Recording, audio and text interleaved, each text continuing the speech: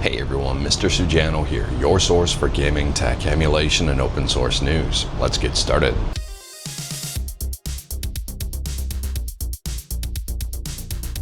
Alright, to kick things off, you can probably guess I'm not camping right now. And speaking about guessing, if you can guess exactly where I am, you get about 5,000 Sujano points. Don't know what you can use them for, they're not really worth anything, but you get 5,000 Sujano points. On top of that, I'm going to be traveling throughout the week and bringing you news from wherever I am. So first up on the docket here, we're talking about EmuReady. Now many of you know EmuReady as the largest community-driven hub for tracking emulation compatibility across devices, emulators, and platforms. And there's also an Android app for this thing, and it's trying to do a little bit more, like be a front end. So the main developer behind EmuReady says ARMSX2 is now fully supported on EmuReady. ARMSX2 is PS2 on Android. And they also say here, I also quickly want to apologize for being offline a lot. I didn't forget about EmuReady, Eden, or GameHub Lite. I'm still recovering from multiple surgeries and other health-related things, and I recently became a dad, which has been taking up a lot of my time. There's a lot of stuff going on behind the scenes and expect very exciting updates to come soon. Have a good one, everyone, and thanks for your support. I would just say congratulations to the developer of EmuReady. And continuing to talk about emulation, next up here we're talking about Atari 2600 emulation with Gopher 2600. And for those who may or may not be aware, Gopher 2600 just got a brand new update. So at the time of filming, version 0.51.0 is the latest and greatest update. And in this version, there's a whole bunch of fixes, improvements, and brand new stuff, like now support for video and audio recording. Now, I would argue the biggest part about this update for Gopher 2600 is that it's now available for the first time as a macOS build. But they do say, unlike the Linux and Windows builds, the macOS build is created by a GitHub action. If you're interested in this and wanted to learn more about it, like everything we talk about, links will be within the GitHub link in the bottom of the description below. I don't hide my sources. And speaking about new features and still talking about emulation, next up here we're talking about Virtual Boy emulation on the Nintendo 3DS with Red Viper. And Red Viper just got a brand new update and a very interesting new feature. So at the time of filming, version 1.2.0 is the latest and greatest version of Red Viper. And I would say this one's a pretty big update for one reason. It's the main reason for the update. This release introduces local multiplayer.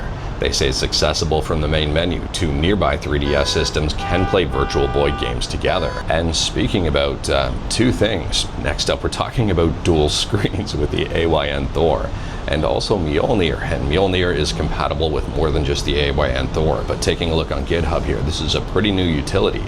And they say Mjolnir is a utility application designed specifically for the AYN Thor dual screen Android gaming handheld, but should work with all other Android devices running Android 7.0 or later. Now for those wondering what Mjolnir does, they say this initial release, and remember it's an initial release, version 0.1.0 delivers the Steam file generator tool, streamlining the process of adding your emulated Steam library to front ends.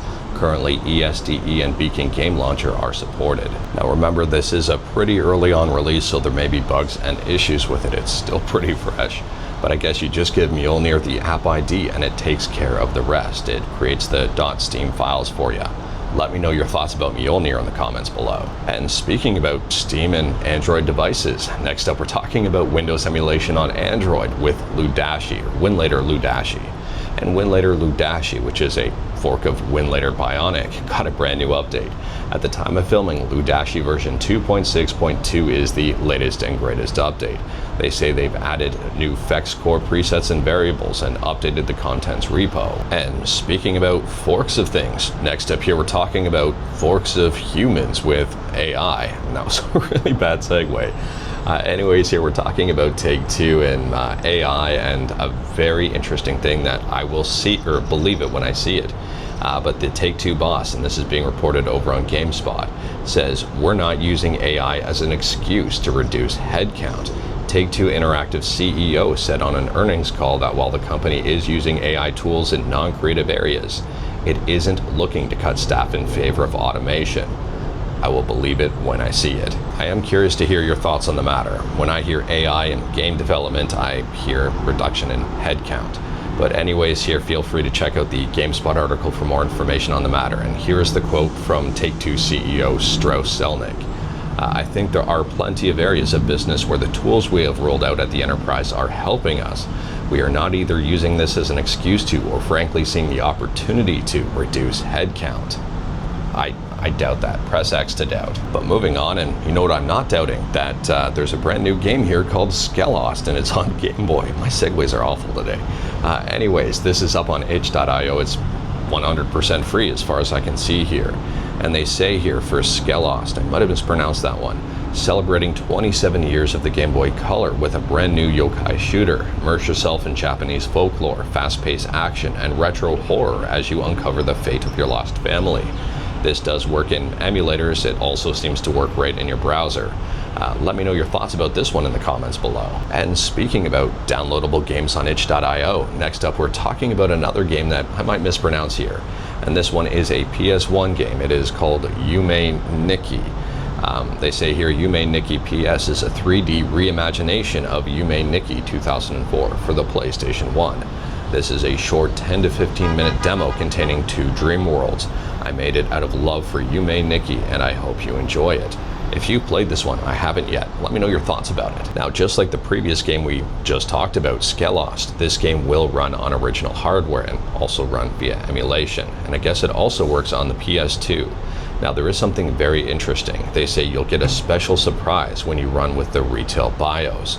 I don't know what that is because I haven't checked this one out yet, but if you do, please don't spoil it for others. And speaking about spoiling stuff for others, next up here we're talking about Battlestar Galactica.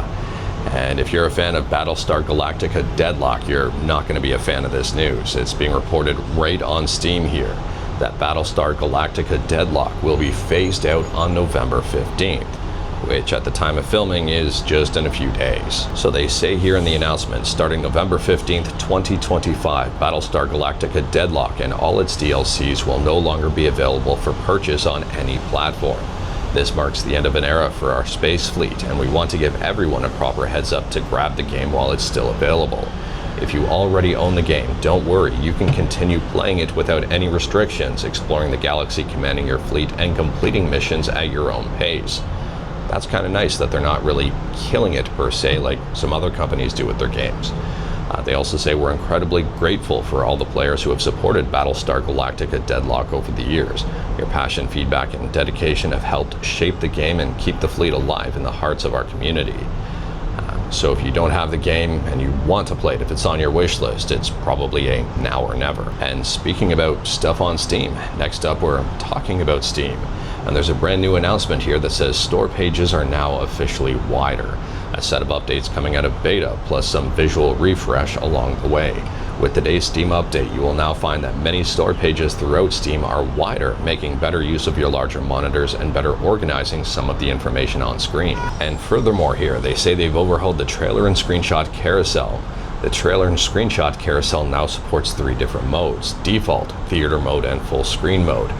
With the same functionality, all modes adhere to your preferences for whether to autoplay trailers and whether audio should be on or off by default.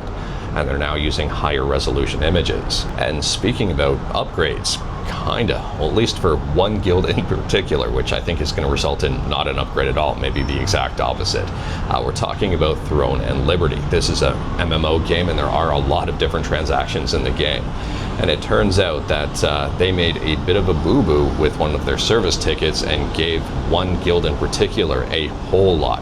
I mean, a whole lot of in-game currency worth a whole lot of money, millions of dollars. So this one is reported on Reddit, and there's also a YouTube video going over it in a lot more detail with a lot more knowledge on the entire subject, which I would recommend checking out. Anyways here, I guess AGS sent one guild 187 million Lucent by mistake. And someone did the math, because everyone in the guild got Lucent. It worked out to like $215 million worth of Lucent. And the end result here was complete chaos. Now, I'm guessing that most of you would probably think that a normal person would see this and want to raise a ticket saying maybe there's an issue. However, I would also argue that a normal person reading this may not read it that way to create a ticket. And that's because of the wording here. It says, "You received profits from the guild. Please claim the attached amount." And I would argue that some people reading that would think they just got gifted a whole lot of money from their guild, and a very nice gesture. Who knows? But anyways, I guess they went through the auction house and bought like literally everything, and then prices of everything got super inflated and just created complete chaos within the game, to the point where the game was taken down to be put into maintenance mode. Now, from my understanding, the developers are trying to roll things back if they haven't already. It's probably going to be a multi-step process, and it's going to be very convoluted, because if you think about it, it's not just a simple rollback of the game. It's not like everybody was gifted this amount of Lucent. It was a specific group. So there were some people probably doing quite a bit in the game while the members of that guild were spending Lucent like crazy. It might have to just be done on a case-by-case basis to try to get things done. I wouldn't want to be part of the development team to try to fix this. From my understanding, some fixes have been rolled out, but there is still some work to go. And speaking about taking things offline, next up we're talking about Funko. And if you're familiar with Funko Pops and other Funko products, you might not like this news if you're a fan of them, but it's being reported that Funko is on the brink of extinction. So this is what Dexerto tweeted out. Funko just admitted it might not survive another year. Sales are down 14%, debt is piling up, and the company says there's substantial doubt it can keep operating. And that does not sound very good at all for Funko. I'm curious here to see if they keep operating or if another company swoops in and buys them up, or what goes on. In terms of Funko Pops, I do think there are a number of people who are already sick of them. I thought they were pretty cool when they came out. I like the Street Fighter ones, I thought they were pretty neat, and some Dragon Ball ones I also thought were pretty neat. But then they just started coming out with everything, and everything to me kind of looked the same, so I can kind of understand that. To me, that might have been a fad, something like a Beanie Baby or something like that. Let me know your thoughts about this situation in the comments below, and whether or not you like Funko Pops, and whether or not this is surprising to you. And speaking about dying, next up here we're talking about the exact opposite of that. We're talking about Retroid and the Retroid Pocket, specifically the Retroid Pocket 6 and G2. So when both of those were announced, I was questioning the point of the G2, considering like 10 or 20 bucks more you could get the way more powerful Retroid Pocket 6. However, after seeing a couple of reviews of the Retroid Pocket G2, and I can kind of see the point of the device. So there are two reviews that I recommend checking out. One is from, no surprise, TechDweeb, and it's titled, "This is the one to get, Retroid Pocket G2." And the other one is from Aiden Walls, and it's titled, "Retroid Pocket G2 Review." And both of these have given me a lot of food for thought, especially taking a look at the comments on these videos. So on Aiden's video specifically, he pins a comment here, and this is the comment, and I'll read it verbatim. "There's a few reasons to consider a G2 over an RP6. 1, getting it before Christmas. 2, reliability. It's a refined RP5, which we know is very reliable. The RP6 is a new design and could have flaws. 3, streaming. The G2 has been optimized for super low latency and cloud gaming. 4, battery life. The G2 being specifically designed for gaming and having a lower screen refresh rate means it will likely have superior battery life despite the fact it's a lower capacity. And number 5, Android 15. It has better support for Game Rumble and applications, allowing you to install websites as apps such as xCloud, and of course, longer term support." So with that being said, let me know your thoughts about the G2 versus the Retroid Pocket 5, and I guess the G2 versus the Retroid Pocket 6. Does it fit comfortably in its kind of niche setting? I would say yes. But anyways, that is all I've got for you in this one. Straight to the point, all stuff and no fluff. Obviously, the legendary one fluff is not coming with us when we're traveling. And for those who are unaware, Mrs. Sujano is a travel agent and travel vlogger, which is one of the reasons that we do a lot of traveling. So feel free to check out her channel, and I'll drop a link to it in the description below and in the pinned comment below so you can check it out, because I'm a part of that channel as well. But anyways, we did talk about a bunch today. Feel free to check out anything we talked about, or let me know about anything we talked about in the comments below. If you liked this video, leave a like. If you didn't like this video, leave a like. Hit that subscribe button, check out my other videos. Don't tempt fate, save your state.